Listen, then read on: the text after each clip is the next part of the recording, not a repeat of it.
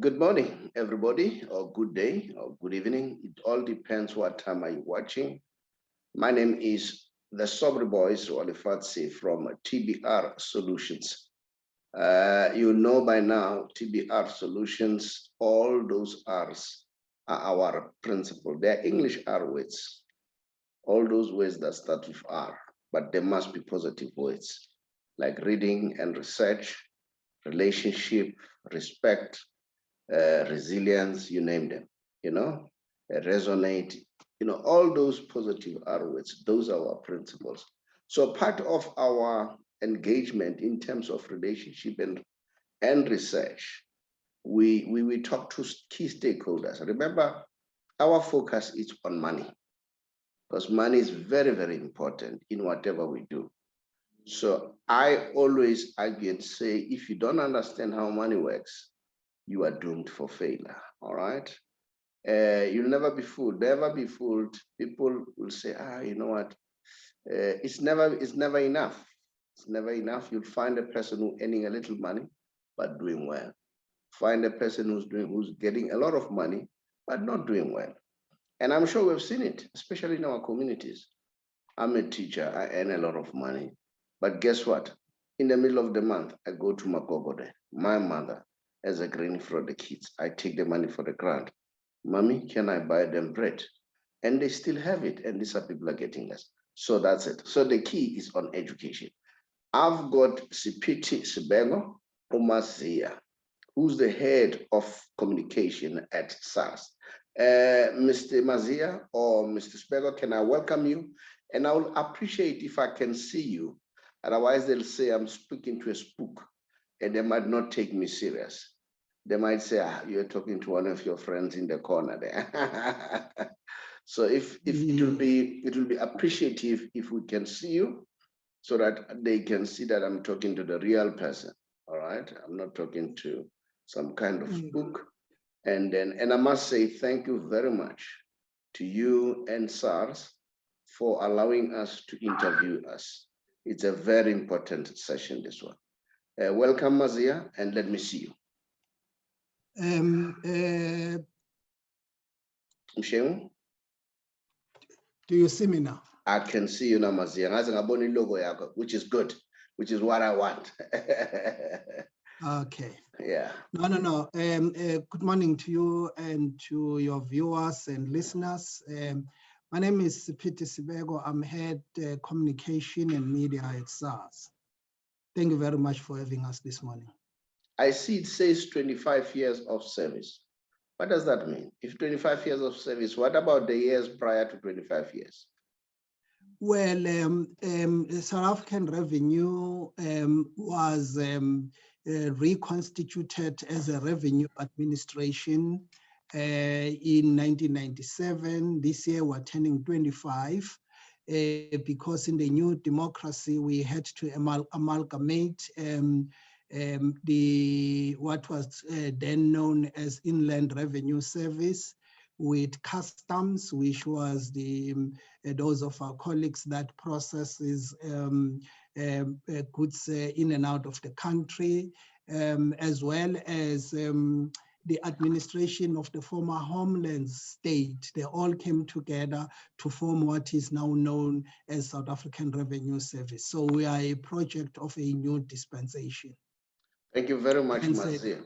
We're turning 25, yes. Thank you very much for that explanation, because we don't want to leave any stone unturned. The idea is to make our people to understand. So all these little things they need to understand. Let me start here. What is tax? If somebody wants to know, kids will ask, what is tax? Why are you guys paying tax? Well, tax is it's what we call a compulsory portion of our salaries that by law is due to the state. As you would know, there was always this saying a very, very long time ago that even in biblical times, that give Caesar what belongs to Caesar. What that meant is that from what you earn, you must give by then teeth to the state for the state to run its affairs. So tax is that portion of what we earn that gets given to the state for purposes of running state affairs. Now, why should people pay tax if a person wants to? Why do I have to pay tax? People have to pay tax because the services that we get, the roads that we drive on, the clinics that we have, the hospital that we go to when we are unwell, the grants that you referred to earlier to the granny is as a consequence of the taxation and the state paying back to its people to ensure that those of its people get benefits, be it, as I say, education, to fund the education as a teacher to be paid. The state has to have the resources to do so. And it can only do so if it can levy tax to its inhabitants. Babu Sibeko, is it correct that our tax, if a person says our tax is derived from the Dutch law, owing to the colonial rule of the past? It's not quite correct, it's partly correct. That is why I was saying that even during the biblical times, when we say give Caesar what belongs to Caesar, we mean tax. So for any state long before colonial arrangements, there was taxation. So it just go beyond Roman Dutch law. Even in our own earlier times when we would not have cash.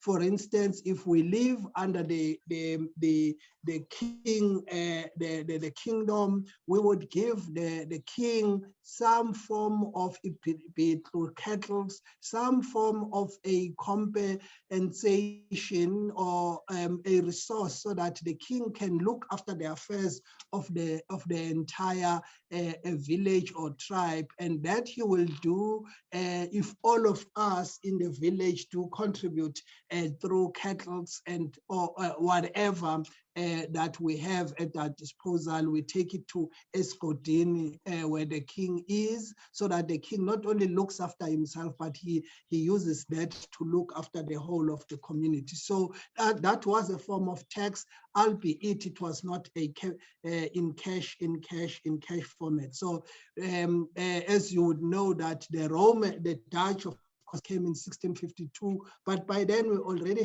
had our own kingdom, our own arrangement. But even then, as I say, right up to biblical times, taxation was paid to then kings before obviously things evolve into where we are today, which that authority belongs to the state now.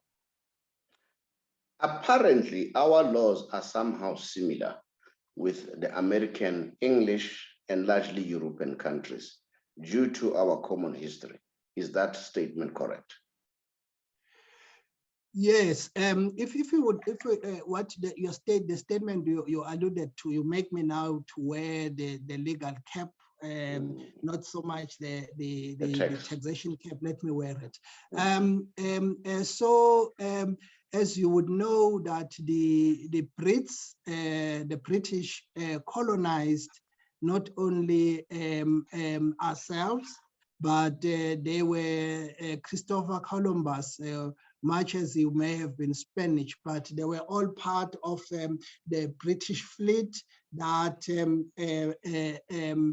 colonized the United States. I mean, they found the indigenous people there and colonized it and made it a British colony. So naturally, given at the height of British Empire, the Brits spread their wings far and wide beyond their own environment into Africa, into the Caribbean, into the United States. So naturally, we would have almost some similarity because when they came here, and obviously you know when they came after gold was found, diamonds were found, they then also annex the Dutch colonies, and we happen to have been one of those people that were then colonized. So consequently, we would have almost in our law, we have a Roman Dutch law, but we have English law on laws of evidence are predominantly based on English law. I'm a student of money matters. I read quite extensively, and as I read the books, not even reading the books, we hear it in the media. People saying the rich are not paying tax. But the information that I have through this reading and research is the taxpayer rewards if you do what government wants us to do. For instance, if you give housing, the government will reward you. If you give food, like farmers, for instance, there will be some tax rebates because you are giving food and all that. Will that be correct?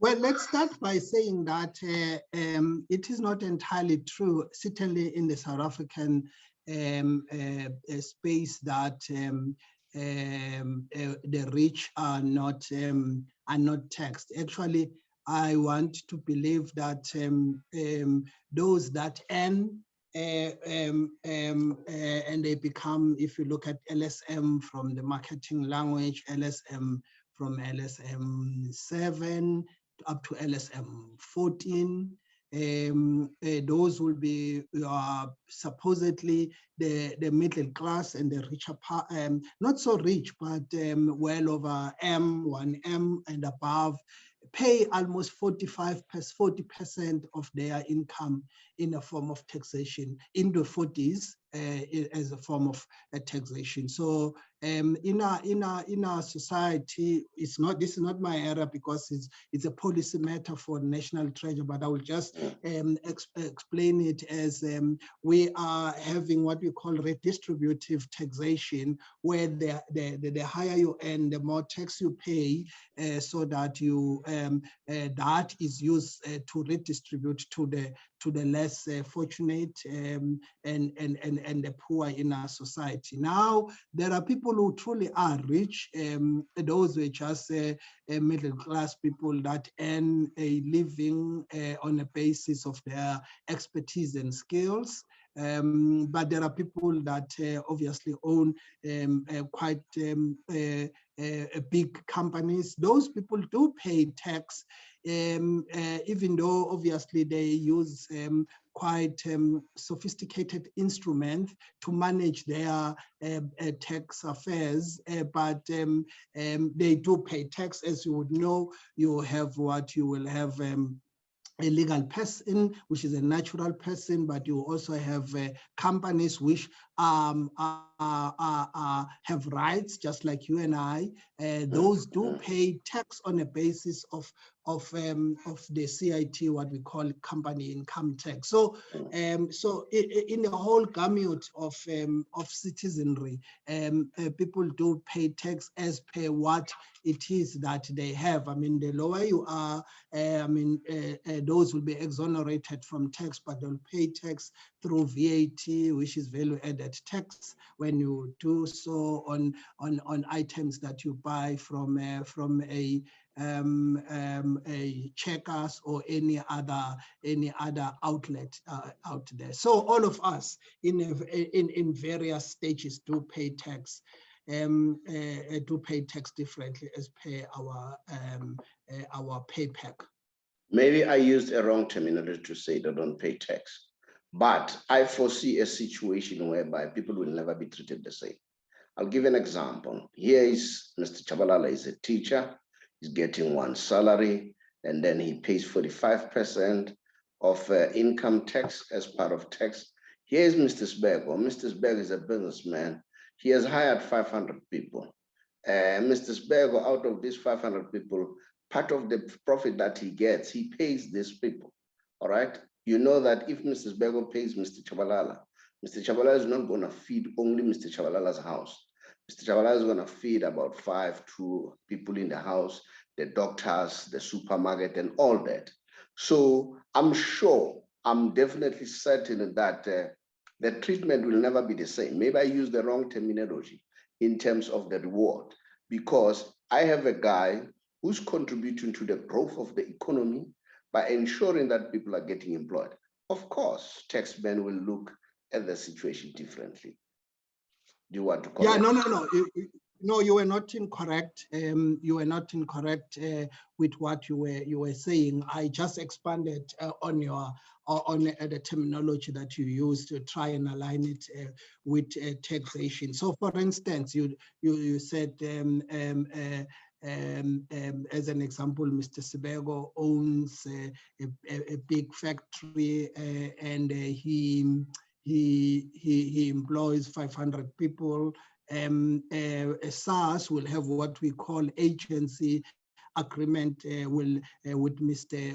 Sibeko, who must pay what we call pay as you earn, depending on the level of the pay of the salary scale of his people. If they are below a certain threshold, it's 500,000. Obviously, those would be the people that would not be taxed. But above that, he will have that agency responsibility to pay what we call pay as you earn tax to us. So we employ him as an agency.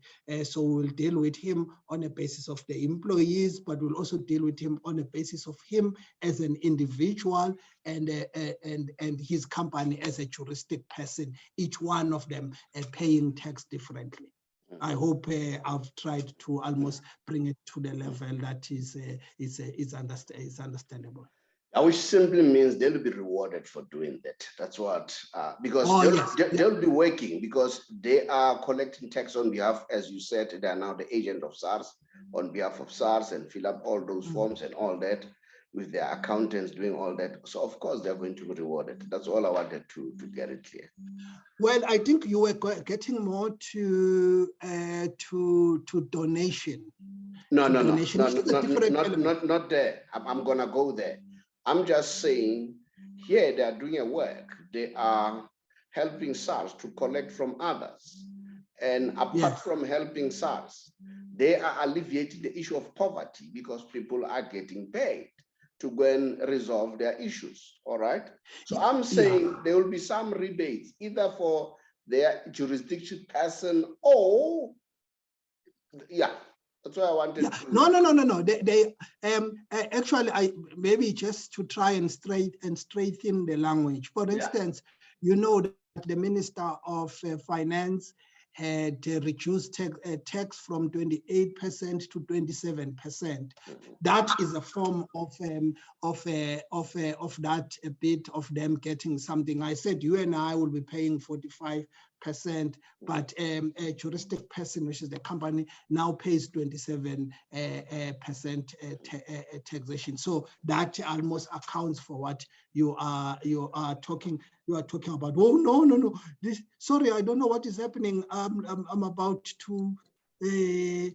Sorry, if we get disturbed, because this thing says, I don't know. I take it that they are running updates here on our system. Okay. This thing says in 5 minutes I will lose.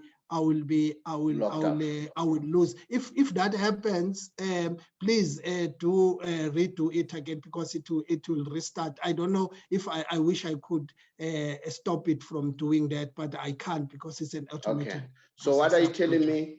If it cuts, then I must connect again. Yeah, maybe just give me, say, about 10 minutes, okay. Because then it would have redone the system, then redo it again. Okay, I don't know. I'm sorry. I don't know how it happened. That, No. Don't worry. It's part of it. And then if it happens after that 10 minutes, we don't work. Shall I agree with you that maybe I can reschedule for 2:30? So that I would have to see how my diary looks like. I don't have your cell number. If you can drop it to me so that we can talk via WhatsApp. Okay. On my response, responses to you, if you look at my signature, underneath there, there's my number is there. All right. I hope let's just say 5 minutes. I hope it will be not more than 5 minutes for you to come back to me. Yeah, no, if it cuts, yeah, I'll come back to you again. Now let's go back. We have this organization called NPO, NGOs. You know, the job that they are doing is not rewarding. You know, they go out there, feed the community. I'm thinking about Gift of the Givers, for instance. You have the people like Red Cross, you know, they go not only in South Africa, they even go outside South Africa and do this noble work that has to be done. And then remember, God wants us to leave all of us.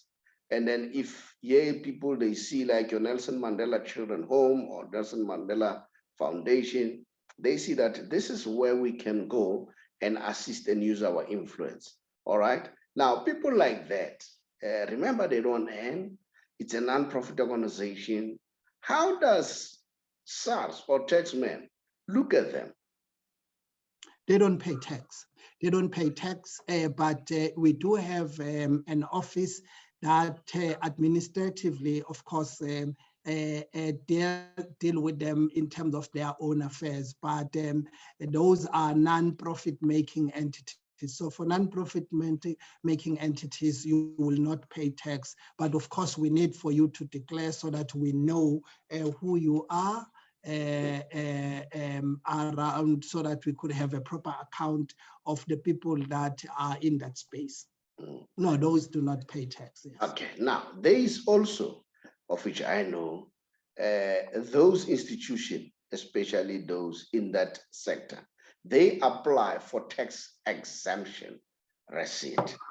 And then so that Mr. Sibeko donate about 5,000 from his pocket, and then Mr. Chabalala with his foundation issue a tax exemption receipt, all right, to Mr. Sibeko. Just tell us what's happening there for people out there to really understand, so that we can encourage people that it's not only MTN, Vodacom, ABSA that should contribute. What about you? You see the house there, they run a home. You know, how can me as an individual from my salary, what do I do? Am I going to get that tax exemption receipt? Just elaborate, just explain what's happening there. Yeah, no. So if you have done, if you have made a donation, you have, when you do your when you do your own filing, you have a right to use that tax receipt so that the state can refund you for the donation that you have paid.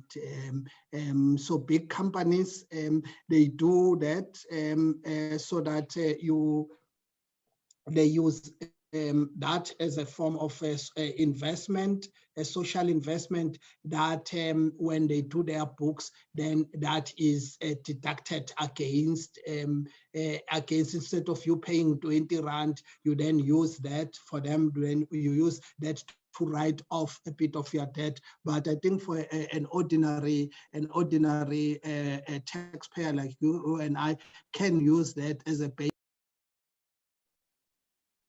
Yeah, just like Mr. Sibeko indicated that we may cut a little bit. So apparently that's what is happening at this present moment in time. So we've cut a little bit. So I'm certain we will come back, we'll be able to hook up again with Mr. Sibeko. So I'm sure you'll be able to reconnect soon. All right. Yeah, as I indicated earlier on, that we got cut due to some technical glitches, which, you know, is technology. These things, they do happen.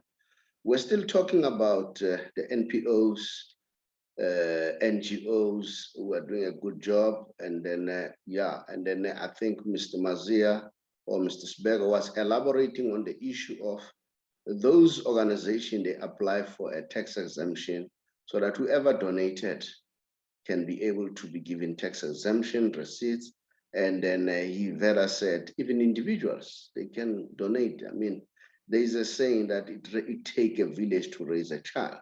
So I know next door here, there is a home care base for people who are HIV positive. So maybe you need to formalize it and contribute, you know, and then you get that tax exemption receipt so that you can also use it to when you submit your tax returns. If you can say something about that, an individual now. No, in actual fact, you couldn't have said it better, because it's exactly what you just said. That a South African who for legitimate reason contributes to the well-being of other patriots can use the basis of that donation for them when they file their returns, and for that to be taken into account and it be refunded by the state, because as you say, their contribution is for a good cause. Let me ask this one. I'm sure you know it, all of us know that we have a lot of celebrities who have problems in terms of tax and all that, you know, and then they fail to, you know, when they get the money, you know, maybe it's a question of good guidance. When they get the money, they think that it's all my money, all right? It does not have to do with it. And then we normally encourage them and say, guys, you know what? You can two birds with one stone. One, identify company or organization, CBOs or NGOs or NPOs that are doing a job that you love in your area, and maybe you become an ambassador. Because remember, these big brands, they use them to build their brands. And then they pay you in the form of tax exemption receipt. One, you are contributing to the well-being of the community, and also that will also help you in terms of your taxation. Will I be correct by taking that approach? It's half correct, because there's a certain threshold for donation that obviously at a certain. Let's start here. For any earnings that one derives, there ought to be a taxable portion of it. If you receive any earning, you are liable for taxation. Now, you are right when you were saying that for purposes of donation, you can always write that back in your filing. So that that is taken into account, because you would have contributed as in a form of time. In a form of time, isn't it that they spend their time because they charge on time? I've spent an hour with you. This is how much I need to get. But because it's you, I'm available there. I'm raising your profile as an NGO, and then this is how you pay my time in terms of tax exemption. Not quite. It becomes a gray area. So a donation is you taking out something out of your pocket into paying out into an entity that does ABC do. So it cannot be that you will you can write it in, and we will evaluate it on a basis of what it is. That I just don't want to say this is just a blanket approach that we take, that people simply say, well, I did A, B, C, D. So we will have to almost view that against the backdrop of how big. So you can't say, for instance, I got 10 million and I went and worked for Mr. Shabalala for an amount that is less than 10,000. Therefore, you guys, when you do that, we can take that into account, but it's not the total of what would have had to be paid back. So it's a careful balance between the two. It will be qualified.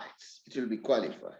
Yes, it will be assessed and qualified whether it deserves to be taken into consideration. Precisely. Because definitely we cannot say he did nothing. He did a good job. He went there, Yes. raised their profile by being there as an appearance and all that. Now Mandela Fund is known because Jet Li was here. You know, Jet Li has done something in terms of his profile, in terms of his influence. So we that is why I say we will look at every case on its merit.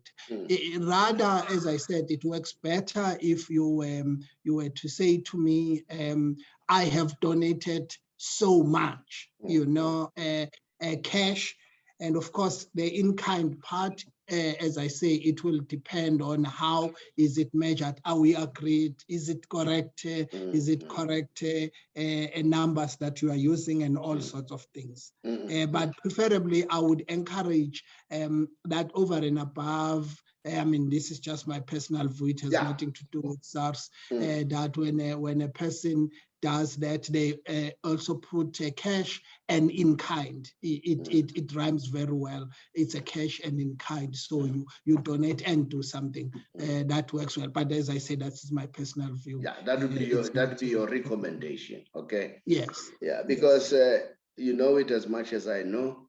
Our musicians are real struggling. They get the money once in a while. So if they avail themselves that, hey, I'm there, you know, and then it adds value. But let's move on to the next level because there's quite a lot of, not necessarily now, we are about to finish now in terms of the question that I would like to know. Let's say people are about to resign or are going on pension, all right? And we normally hear GPF says, you know what, we have sent your information for tax directives. Now, one, if it goes for tax directive, what is happening? I want the people out there to understand that if it has gone for tax directives, this is what is happening. And then if it has gone there for tax directive, you know, one of the issues that is a key problem is the delay in payment, all right, of the people who have either resigned or have gone to pension. They say, no, the matter is still with SARS. So I also want you to give us a turnaround time so that people understand that if it has gone for tax directives, these are the reasons why it has went for tax directives. And the turnaround time is this. I hope you hear me there. Yeah. So tax directives, of course, it's more explanatory. They are coming to tax to SARS to say, Mr. Sibeko is due an annual payout of 2 million as in cash. Obviously, we'll keep certain pension benefit for him on our side. So please give us a directive. How much must he pay on the 2 million that we have? That it's a lump sum of. So SARS will then look at that and give a directive and say maybe of the 2 million we will take 700,000 for tax purposes and 1.3 is going to go to him as a lump sum. So that's how the tax directives have operate. A tax directive should not, under normal circumstances, takes more than 4 weeks. I mean, that will be, I just had my wife do the tax directive on some piece of investment she had. It did not take more than 2 weeks. I did mine on some other investment I had. It didn't take not more than 3 weeks at most. It is not because I work for SARS. I mean, this was just people doing finance entity doing that on my behalf without them even knowing whether I work for SARS or not. So tax directive should not at most take more than a month. So I hazard to believe, I quite strangely, I mean, I had when I was moving from one government department long time ago, it took almost 3 months for me to access my benefits. I do not know what accounts for that, but I can tell you for a tax directive, it shouldn't, and it doesn't take more than a month. It shouldn't. I mean, because you send information to SARS, SARS look at the lump sum is referred to, does the calculation and say, on the basis of this, this is a calculation for this amount. You need to clear me up here. I work with GPF at all times. Normally, when GPF says no, it has gone for tax directives. Normally, it takes 24 hours. So you are talking about a month now. So what I was trying to do, I was giving you the flexibility that it should not take. When we say, I mean, because sometimes people say tax directive and they give you almost a month later. And to say, well, it's still with tax on a tax directive, it shouldn't. And that is why I was trying to use a living example to say, I just did one the other day, it didn't take more than 2 weeks. So it would mean that their own internal processes of companies accounts for most of that. It shouldn't take long for you to get a tax directive from SARS. Okay.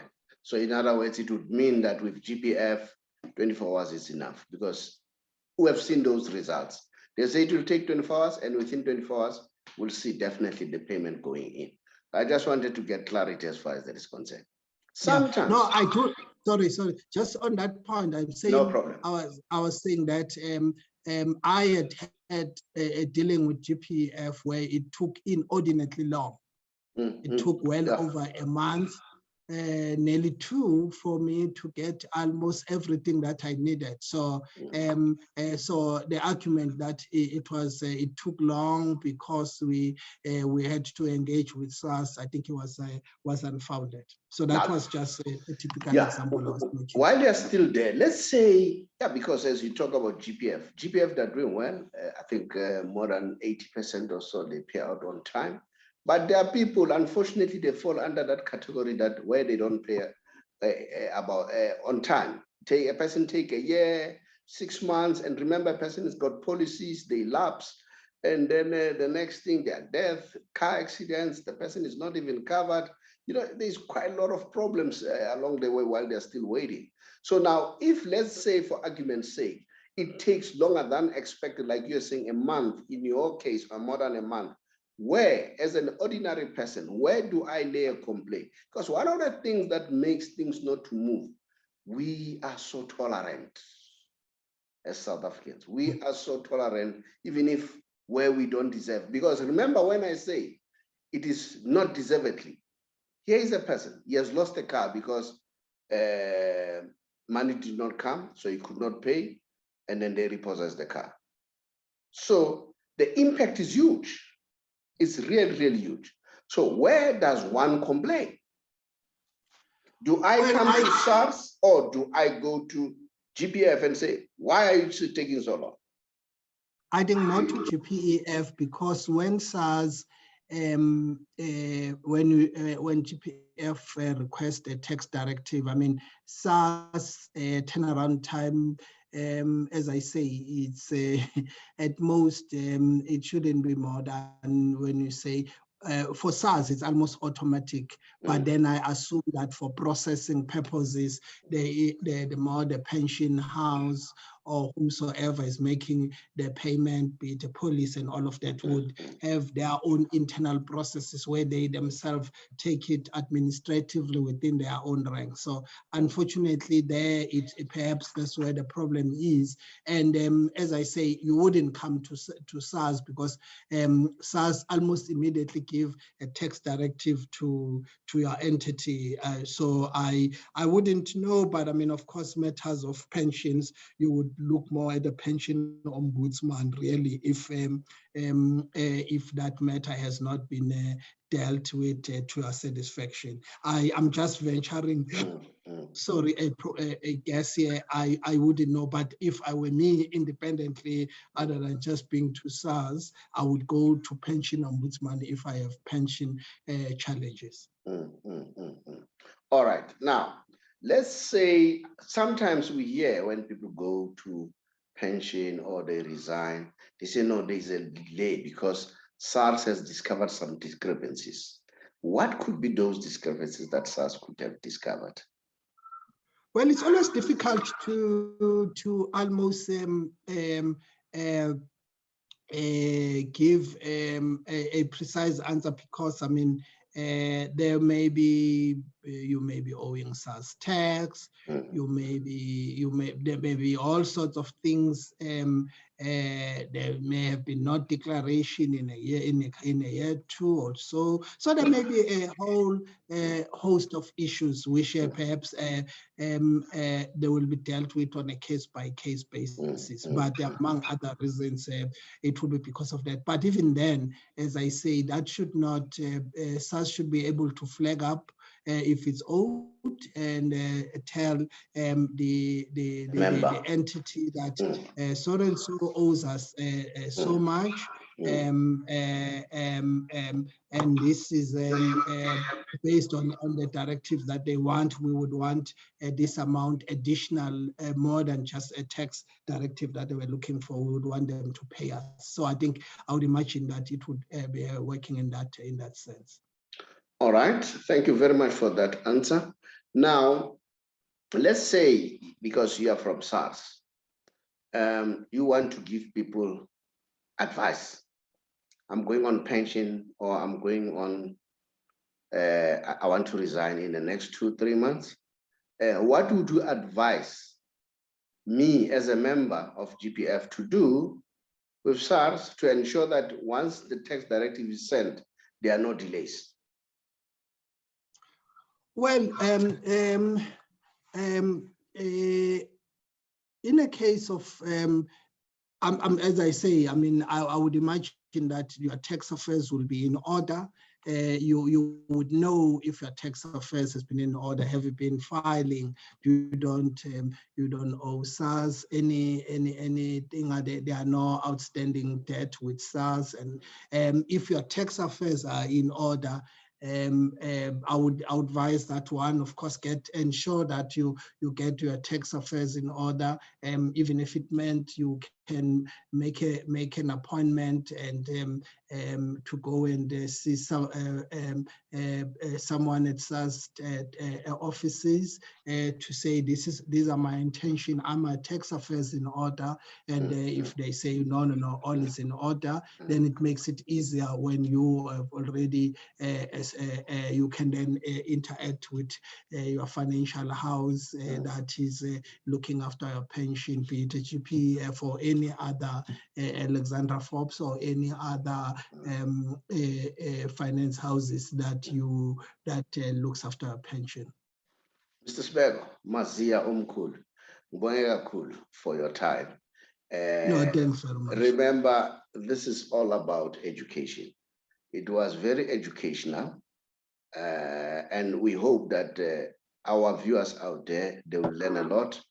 And then I'm going to extend another invitation that one day I want us to look at small businesses, what tax and all that, you know, and then I'll be very happy.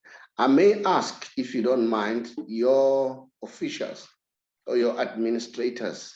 I don't know whether they do have the recent tax table, so that you can they can just forward them. I think we have them in our office, but I just want to make sure, because I'm gonna also share the tax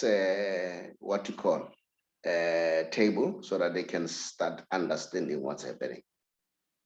Okay, no, that's fine. I think the department that Mr. Memela works for, the one that connected us, I think they should be able to get the tax table. I could also see if my colleagues will be able to send you that. Thank you for your time, and much appreciated. Thank you very much. Keep up the good work. Thank you very much, much appreciated. Thanks to you, and thanks for the important role that you are playing for the community. It's highly appreciated. Thank you. Thank you, sir.